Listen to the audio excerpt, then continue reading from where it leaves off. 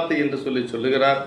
இப்படியெல்லாம் நமக்கு இந்த திருவாசகத்தில் மீண்டும் வையாபுரியார் நமக்கு இதை சொல்லுகின்ற பொழுது, அதாவது திரு என்பது முதலிலே அந்த எழுத்துக்களுக்கு அடைமொழியாகி, அதற்கு பிறகு ஒவ்வொரு சொல்லுக்கும் அடைமொழியாகி, ஒவ்வொரு வாக்கியத்துக்கு அடைமொழியாகி, அதே திரு என்று சொல்லுவது ஒவ்வொரு பாடலுக்கு அடைமொழியாகி, ஒவ்வொரு பதிகத்துக்கும் அடைமொழியாகி, நூலுக்கும் அடைமொழியாக என்று சொல்லி திரு என்று சொல்லுவது ஒவ்வொரு பொருளுக்கும், அதாவது எழுத்து முதலாக பாடல் ஈராக அது ஒரு அடைமொழியாக இருக்கக்கூடியது என்று சொல்லி, இப்ப திருவாசகம் என்று சொல்லுவது சிவமே என்று சொல்லுவார்கள்.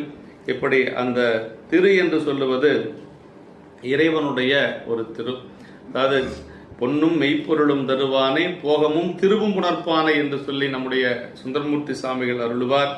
அதே மாதிரி ஞானசம்பந்த பெருமான் சொல்லுகின்ற பொழுது, சென்றடையாத திருவுடையானை சிராப்பள்ளி குன்றுடையானை கோரையன் உள்ளம் குளிருமே என்று சொல்லி ஞானசம்பந்த பெருமான் சொல்லுவார். மணிவாசக பெருமான் சொல்லுகின்ற பொழுது, நீ நண்பருள்ளாம் சிவமே பெருந்திரு எய்திற்றிலேன். திரு என்று சொன்னால் சிவம் என்ற ஒரு பொருள் உண்டு. அப்படி சிவத்தை குறிக்கக்கூடிய ஒரு நூல் தான் நமக்கு திருவாசகம்.